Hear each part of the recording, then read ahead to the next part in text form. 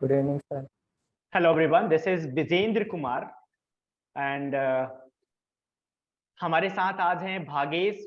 और भागेश का नीट के एग्जाम में बहुत ही अच्छा मार्क्स आया है, 627 आया है आउट ऑफ 720। तो सबसे पहले भागेश, आपको हमारी टीम की तरफ से, हमारे तरफ से ढेर सारी शुभकामनाएं। Congratulation. Thank you, sir.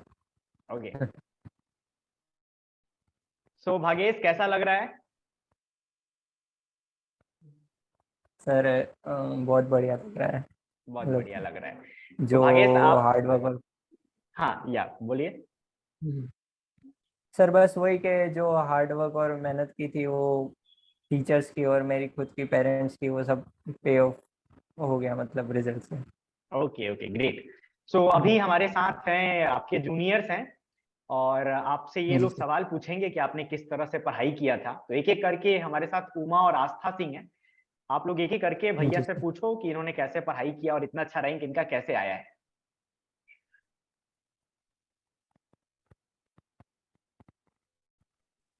Hello sir.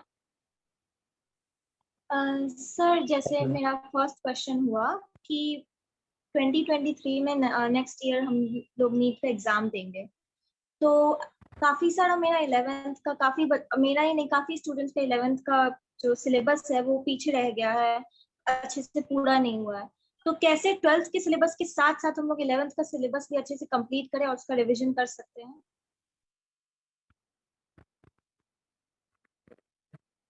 Bhagesh, आप क्वेश्चन समझ पा रहे हैं या मैं रिपीट कर दूं?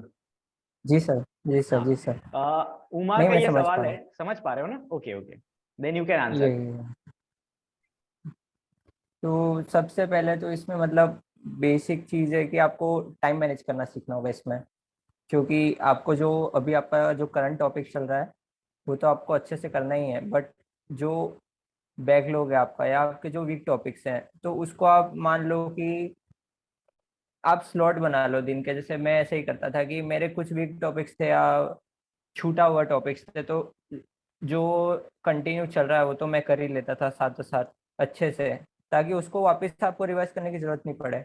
बट फिर जैसे ही आपको मतलब 1 घंटा मिल रहा है, 2 घंटे मिल रहे हैं, ज़्यादा नहीं पर मतलब छोटे छोटे स्लॉट्स बना के आप अगर उसको करेंगे ना, तो आपको ऐसे तो लगेगा कि बहुत टाइम लग जाएगा, बट टाइम टू टाइम वो पूरा आपका बैकलॉग और सारे डाउट्स आउट सब क्लियर हो जाएंगे।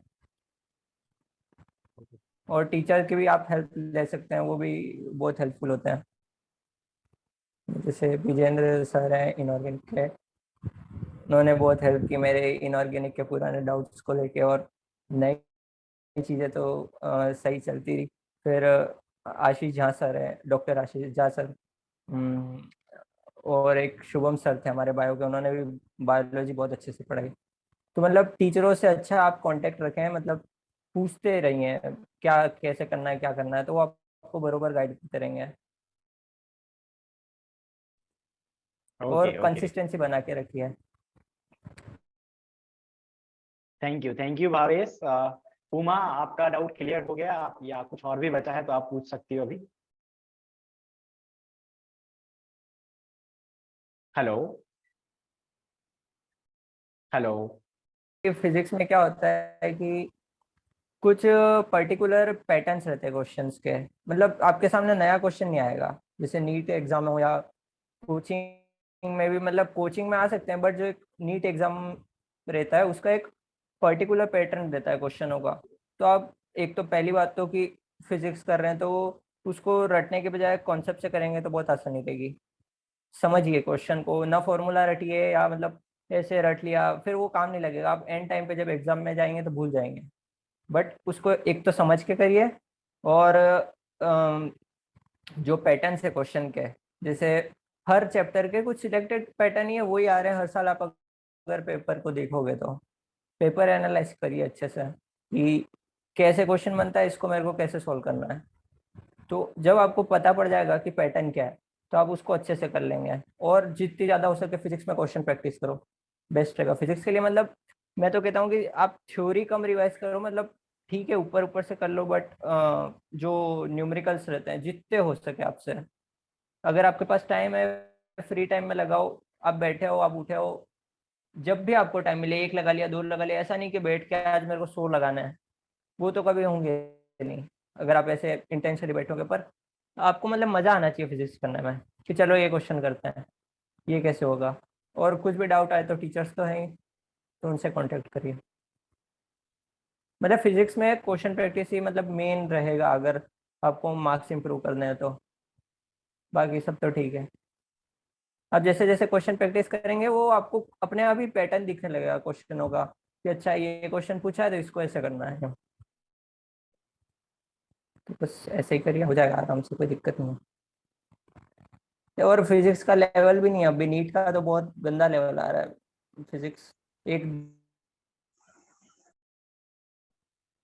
तो सर कोई इशू भी टाइम नहीं होगा। मैनेजमेंट की कोई टिप, टाइम मैनेजमेंट कैसे, क्योंकि कई बार ऐसा होता है कि जैसे हम लोग कोई भी पर्टिकुलर सब्जेक्ट जैसे फिजिक्स ही पढ़ने बैठे तो फिजिक्स ही पढ़ते रह जाते हैं, केमिस्ट्री बायो को टाइम नहीं मिल पाता है, जिसकी वजह से तीनों कभी कभार गड़बड़ा जाता है।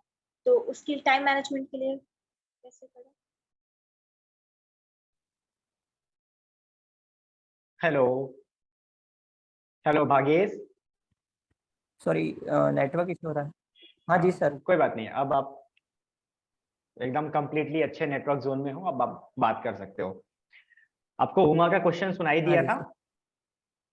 नहीं सर, मेरे को मतलब लैग हुआ था तो शी वाज आवाज़ ही नहीं asking I. About the time management, like आपके पास 3 सब्जेक्ट है, उसके टाइम को कैसे मैनेज करें, हाँ, किस सब्जेक्ट को कितना टाइम दें। Time management. अच्छा, तो मेरा तो जैसे कि ये था कि बेसिकली मेरी थिंकिंग ये थी कि बायो मतलब आधे मार्क्स कवर करती है, तो मैं उसको सोचता था कि उसको सबसे ज़्यादा टाइम दूँ। तो मैं लगभग टाइम मतलब बायो में निकल जाता, मतलब दिन के कम से कम मैं 4 घंटे तो बायो को देता था, एनसीईआरटी और रिवीजन पुराना। फिर जैसे फिजिक्स में, तो फिजिक्स में बताया कि मैं मतलब रोज क्वेश्चन प्रैक्टिस करता था बहुत सारे। मतलब मैं मेरा फोकस उस पे ही था, फिजिक्स में क्वेश्चन प्रैक्टिस पे। तो और ऐसा मतलब कुछ मेरे हिसाब से तो मेरे लिए वो टाइम टेबल वर्क नहीं करता, कि ये मैं अगर सोच लूँ कि मैं ऐसा करूँगा 4 घंटे ये 4 घंटे ये 4 घंटे, तो वो मेरे से नहीं हो पाता। मेरा मतलब जिस दिन जैसा मूड हुआ, आज मन हुआ कि चलो फिजिक्स से न्यूमेरिकल सॉल्व करते हैं, तो फिर उसको मैं थोड़ा ज़्यादा खींच लेता, पर अगले दिन फिर मैं ध्यान रखता। Sorry sir. और केमिस्ट्री भी साथ ही साथ ऐसे ही करता था। तो मतलब तीनों को लेके चलना पड़ेगा, पर जो आपको वीक लग रहा है उस पर थोड़ा ज़्यादा ध्यान दीजिए। एंड बायोलॉजी का वेटेज भी हमारे पास ज्यादा है, तो ऑब्वियसली बायोलॉजी को बायो का थोड़ा ज़्यादा। ज्यादा टाइम देना चाहिए। जी सर। इनफैक्ट हम ऐसा लेके चले कि हमारे पास 4 सब्जेक्ट हैं, हम बायोलॉजी को चार 2 सब्जेक्ट सब्जेक्ट। आप मानिए, एक आपका बॉटनी एक जूलॉजी हो गया, क्योंकि आप बॉटनी और मार्क्स भी जूलॉजी। देखेंगे तो वही है, मार्क्स के हिसाब से भी 4 सब्जेक्ट में बांटिए और फिर उस हिसाब से आप पढ़ेंगे तो टाइम मैनेज रहेगा। सॉरी। जी सर। उमा, और कोई सवाल है आपका? यस सर, एक लास्ट सवाल। Sir okay. रेफरेंस बुक में मतलब एनसीईआरटी के अलावा कौन कौन से रेफरेंस बुक्स को हम लोग देख सकते हैं? बायोलॉजी में तो सिर्फ जैसे एनसीईआरटी होगा, लेकिन एनसीईआरटी। फिजिक्स के लिए तो फिजिकल रेफरेंस। सॉरी। केमिस्ट्री में भी मैं ऑर्गेनिक और इनऑर्गेनिक में एनसीईआरटी प्रेफर करता हूँ, क्योंकि लाइन टू लाइन आती है, और मतलब लगभग क्वेश्चन आपको एनसीईआरटी में लाइन टू लाइन वो ही मिलेंगे। जैसे कि इस बार आए थे असर्शन रीजन या क्वेश्चंस थे बहुत सारे, लाइन टू लाइन वही थी। तो आप अगर अच्छा खासा टाइम मिल रहा है तो आप एनसीईआरटी इनऑर्गेनिक और ऑर्गेनिक की जरूर देखें। और फिजिकल में तो क्वेश्चन प्रैक्टिस करनी है, वो एकदम फिजिक्स जैसी है। कॉन्सेप्ट समझो, जितने क्वेश्चन लगा सको उतने लगा लो, तो वो बेस पे जाएगी। जैसे मेरा ऐसा हो गया था फिजिकल की, मैंने जो साथ साथ जब चल रहा था क्लासरूम में, उसके साथ मैंने इतने क्वेश्चन लगा लिए थे कि मैंने नीट के मतलब 1 महीने पहले भी मतलब मैंने रिवाइज नहीं किया। मतलब मेरे को पूरा मतलब क्वेश्चन प्रैक्टिस की, जैसे लास्ट लास्ट में तो पेपर ही सॉल्व करते हैं, तो मैंने क्वेश्चन प्रैक्टिस की लास्ट लास्ट में, मैंने 1 महीने पहले मतलब फिजिकल रिवाइज ही नहीं किया। बट फिर भी मेरे नीट में फिजिकल सही था, तो वो मतलब बेस्ट है। बट इनऑर्गेनिक और ऑर्गेनिक को क्या कि आपको लास्ट तक रिवाइज करता ही रहना पड़ेगा। और फिजिक्स के लिए तो मैं कहूँगा कि आपकी जो मॉड्यूल होगी, वो सफिशिएंट है, उससे बाहर कहीं नहीं जाएगा। बाकी आप यहाँ वहाँ भटकोगे कोई मतलब, एक जैसे आप एक चीज पे फोकस रखो बस, कि मेरे को ये जो मेरी मॉड्यूल है उसको एकदम अच्छे से करना है, यूँ कि कोई भी क्वेश्चन पूछ ले इस मॉड्यूल से, अगर ये आपको सारा आता है ना, मैं कह रहा हूँ कि आप मतलब 680+ ला सकते हो आराम से, अगर सिली मिस्टेक नहीं कर रहे हो तो। आपके बाहर जाएगा ही नहीं मॉड्यूल के, फिजिक्स का बहुत हो जाएगा वो। बाकी वो एच सी वर्मा ने इतनी हाई हाई बुक लगा के मतलब नहीं, क्योंकि लेवल ही पूरा खत्म है, लेवल अच्छा आता तो लगा, इसलिए मॉड्यूल पे ध्यान दीजिए आप। देखिए आप सभी लोग सीख सकते हैं कि आप लोग तैयारी इतने अच्छे से करें कि आपको लेवल ही कम लगे। जैसे हम देख सकते हैं कि भागेश की तैयारी इतनी अच्छी है कि इसको लग रहा है कि नीट का लेवल बहुत कम आ रहा है और अच्छा आना चाहिए था। जी सर, फिजिक्स का जैसे मेरा टेस्ट में क्या हुआ था नीट के एग्जाम में, कि मैंने सबसे पहले बायो अटेम्प्ट की, क्योंकि इस बार बायो लेंदी थी।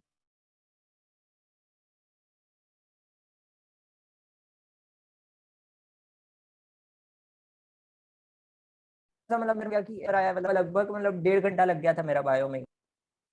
तो मैं एकदम टेंस्ड हो गया, मैंने कहा कि क्या करे कैसे है। फिर मैं केमिस्ट्री पे आया, केमिस्ट्री देखी ठीक ठाक थी, जल्दी हो गई, 1 घंटा लगा। बट जैसे ही मैं फिजिक्स पे आया, मैंने मतलब 40 मिनट में पूरा कर दिया, और मेरे 170 आया फिजिक्स में 180 में से। ग्रेट फिजिक्स का ग्रेट, इसलिए मेरे बहुत को सही बढ़िया। लगा, प्रैक्टिस भी की थी। जी सर। आस्था, आपका कोई सवाल है, आप कुछ पूछना चाहती हो? Yes sir. मेरा फर्स्ट क्वेश्चन ये है कि जैसे हम लोग बॉटनी पढ़ते हैं तो उसमें बार बार रिवीजन की जरूरत होती है हम लोग, और हम्म। बॉटनी से बुक से लाइन बाय लाइन क्वेश्चन उठाकर दे दिया जाता है, जैसे इस बार भी आया था। जी। तो हम लोग शॉर्टकट बनाते हैं उसको रिवीजन करने के लिए, लेकिन फिर भी कुछ पॉइंट्स हमारे छूट जाते हैं। तो हमें पता नहीं होता कि हाँ कौन सा मतलब क्या है, आ ही जाएगा, और बॉटनी का हर एक लाइन इंपॉर्टेंट होता है, तो हम लोग फिर कैसे उसको याद करें? बॉटनी का तो ऐसा था कि मैं शॉर्ट नोट्स में मतलब वो चीजें नहीं लिखता था जो इम्पोर्टेंट है, या मतलब मेरे को मतलब ज्यादा इम्पोर्टेंट लगती है, ऐसा नहीं था। मतलब आप अगर पढ़ोगे तो जैसे आपने एक बार पढ़ा, 2 बार पढ़ा, 3 बार पढ़ा, तो आपको पता पड़ जाएगा कि ये चीजें मेरे को हर बार याद रह रही है, और ये चीजें छूट रही है, मैं हर बार भूल रहा हूँ। तो मेरी आदत ये थी कि जो भी मैं भूल रहा हूँ उसको मैं अच्छे से लिखता था, लाइन टू लाइन, या मतलब हर की पॉइंट लिखता था। जैसे कि ऐसा की पॉइंट बनाओ जिससे कि वो पूरी लाइन तुमको याद आ जाए कि इस लाइन में क्या था, सिर्फ एक शब्द से, ताकि आपको लास्ट में जब रिवीजन करो ना, तो जैसे मैंने बायोलॉजी का रिवीजन किया, तो मेरी वो बहुत हेल्पफुल रही कि मैंने शॉर्ट नोट्स बना रखे थे, क्योंकि जो मेरे को याद था वो तो याद ही था, पर कुछ ऐसी चीजें रहती है जो अपन को मतलब सीधा वो याद होगी तो आप कर पाओगे, नहीं तो नहीं कर पाओगे ना। कुछ चीजें होती है समझने की, जो समझने वाली थी वो तो मैं समझ लेता और अच्छे से मतलब दिमाग में बैठा लेता, ताकि उसको लिखने या मतलब शॉर्ट नोट्स में डालने की जरूरत नहीं है। बाकी उसको भी रिवीजन तो करता था, बट मतलब ठीक है, बट वो जो अलग से जो मैंने बना रखा था जिसको मैं बार बार भूल जाता हूँ, उसको मैं बार बार देखता रहता। जैसे कि कुछ भी डेट्स है, या कुछ भी साइंटिफिक नेम है, या एनाटॉमी और मॉर्फो में बहुत सारे एग्जाम्पल है, तो बस कुछ नहीं, इसका इससे एडवेंटेटिव रूट उसके एग्जाम्पल, कोई और मतलब मॉडिफिकेशन उसका एग्जाम्पल, क्योंकि मेनली उसमें वो मैं भूलता था एग्जाम्पल्स, बाकी पता था कि ये क्या होता है और क्यों होता है। और फैमिली में भी मैंने यही किया है कि मोस्ट ऑफ द टाइम क्या होता है कि एग्जाम्पल से क्वेश्चन आ जाता है, तो उसके सारे सारे एग्जाम्पल मैंने लिख लिए थे, और मैं रोज पढ़ता था। मतलब लास्ट में तो ऐसा हो गया था कि एक एक एग्जाम्पल याद हो गया था मेरे को। तो आप अगर मतलब खुद देखो कि आपको क्या याद है और क्या याद नहीं है, आप अगर एक बार बंद करो किताब और आपको सोचने की कोशिश करो, जो जो याद आए आपको याद आ जाए वो आपको डेफिनेटली याद है, बस उसको एक बार मतलब हल्का हल्का देखते रहो। बट जो जो आप पॉइंट छोड़ रहे हो, जो आपको याद आया ही नहीं कि ये भी था, उसको आप शॉर्ट नोट्स में उतारो। और वो भी बड़ा बड़ा नहीं किया, पूरी लाइनें लिख दी एनसीईआरटी की पॉइंट लिखो तब, और फिर सोचो कि ये की पॉइंट से मैंने मतलब कौन सी लाइन सोची थी, तो वो आपको पूरी लाइन मतलब दिमाग में बैठ जाएगी। और ऐसे ऐसे धीरे धीरे करते करते आप 2-3 बार करोगे ना, तो पूरी एनसीईआरटी आपको याद हो जाएगी। आपने इसमें काफी यही है। बहुत ही अच्छे तरीके से बताया कि शॉर्ट नोट्स कैसे बनाना चाहिए, और हम लोग भी क्लासेस में यही बताते हैं बच्चों को कि शॉर्ट नोट्स का मतलब होता है शॉर्ट। तो उसमें आप वही लिखें जो यस सर, आपको नहीं आता है या जो बार बार भूल जाते हैं, या कोई भूल कॉम्प्लेक्स जाते हैं। फॉर्मूला है, फिजिक्स का फॉर्मूला है जो आप बार बार भूल रहे हैं, जो आपको आता है वो आप शॉर्ट नोट्स में लिखेंगे तो शॉर्ट नोट्स भी बहुत लंबा हो जाएगा, फिर आपके रेगुलर नोट्स और बस शॉर्ट नोट्स में कोई खास डिफरेंस नहीं रह जाएगा। लाइक अगर आप पीरियोडिक टेबल का शॉर्ट नोट्स बना रहे हैं तो पीरियोडिक टेबल में कितने ग्रुप होते हैं और कितने पीरियड होते हैं लिखने की जरूरत नहीं है, बाय डिफॉल्ट है कि आपको वो आता है, आप बहुत बार उस चीज को पढ़ चुके हैं। तो आप पीरियोडिक टेबल में वो कॉन्सेप्ट ढूंढिए जो आप भूलते हैं, हो सकता है आयोनाइजेशन एनर्जी का कोई कॉन्सेप्ट आप भूल जाते होंगे, बेरिलियम बोरॉन का कॉन्सेप्ट आप भूल जाते होंगे। तो ऐसे ऐसे कॉन्सेप्ट आपको ढूंढ ढूंढ के लिखने हैं जो इंपॉर्टेंट है और आप भूल जाते हैं, वो आप शॉर्ट नोट्स में रखिए। शॉर्ट नोट्स का मतलब ही हमारा है कि जो आपको परफेक्शन लाना है, आपके रेगुलर नोट से अलग होना चाहिए, शॉर्ट होना चाहिए। जी सर, आपसे ही सीखे हैं सब। Thank you Bhagesh. सृष्टि हमारे साथ है और आदर्श है। सृष्टि और आदर्श, आप लोग कुछ पूछना चाहते हैं? आस्था, आपका और कोई सवाल है तो आप पूछ सकती हो। यस सर, ये आवाज किसकी? पूछना है कुछ सृष्टि? क्वेश्चन। सृष्टि। हाँ, आप अपना कैमरा ऑन कर सकते हो। ओके सर, मुझे कुछ क्वेश्चन था। मेरा फर्स्ट क्वेश्चन था कि बॉटनी मतलब कैसे पढ़ा जाए कि वो शुरू से रिवीजन हो सके। एक बार बॉटनी आप कैसे पढ़ा रिपीट जाए करोगे? सुनाई नहीं दिया। मतलब बॉटनी को किस तरीके से पढ़े कि वो पीछे वाला भी रिवीजन रहे। जैसे क्लास में होता है फर्स्ट टाइम तो वो भी रिवीजन करना होता है, फिर पीछे वाला भी रिवीजन करना होता है, तो बहुत मुश्किल हो जाता है उस टाइम। ओके ओके, हमने बॉटनी का हाँ तो रिवीजन स्ट्रेटेजी जानना है आप, right? Yes okay sir. Okay Bhavesh. मैंने अभी वही बताया कि जैसे बायो का आप है ना, वो आपका वो ऑफ कर लो, म्यूट कर लो। हाँ हाँ, तो बॉटनी का जैसे कि मैंने यही बताया कि आपको मतलब अगर आपको अच्छे से मार्क्स लाने हैं और अच्छे से रिवीजन करना है तो शॉर्ट नोट्स तो बनाने हैं, भले टाइम लगेगा आपको, उसमें बहुत मेहनत लगती है। शॉर्ट नोट्स में बैठ के घंटे घंटे निकल जाते हैं और एक एक पत्ता ही बनता है कि यार आज मैंने ये किया। ठीक है, आपको लगेगा कि यार मतलब क्या है, जैसे मेरे साथ वाले भी बच्चे थे, वो शॉर्ट नोट्स नहीं बनाते थे और वो आगे भी पढ़ लेते, जल्दी पढ़ लेते, उनका जल्दी हो जाता मुझसे। पर मैं ठीक है, मैं लगा रहा कि यार ठीक है, कभी ना कभी तो अपन को ये फायदा देगा, तो मैं लास्ट लास्ट तक मतलब ये नोट्स बनाता रहा और एट द एंड मेरे को जाके मतलब बहुत फायदा मिला। मतलब मैं बॉटनी में मेरा ऐसा था कि मैं मतलब मेरे को एक दिन भी मिल जाए तो मैं पूरी बॉटनी खत्म कर देता 11th 12th की, इतनी स्पीड से आपका रिवीजन होगा। भागेश, तो एक्चुअली होता क्या शॉर्ट है कि नोट्स ही है। अगर आप शॉर्ट नोट्स बना रहे हो तो टाइम तो लगता है, लेकिन टाइम के साथ साथ जब आप जी उसको सर। टाइम देते हो, आप खुद सोचते हो कि हाँ, आपको क्या नहीं आता है, क्या क्या इंपॉर्टेंट है। नहीं आता इस है। प्रोसेस में आपका एक परफेक्ट रिवीजन भी होता है।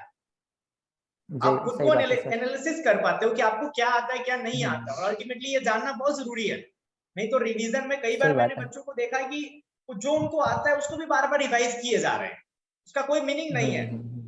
कोई लाइक अब मतलब नहीं है वेक्टर का उसका। व्हाट इज वेक्टर भी बार बार रिवाइज किए जा रहे हैं। आप 11th के स्टूडेंट है तो वेक्टर आपने पढ़ा होगा सृष्टि। तो अगर आप बार बार वेक्टर को रिवाइज कीजिए व्हाट इज वेक्टर, तो आप अपना टाइम बर्बाद कर रहे हैं।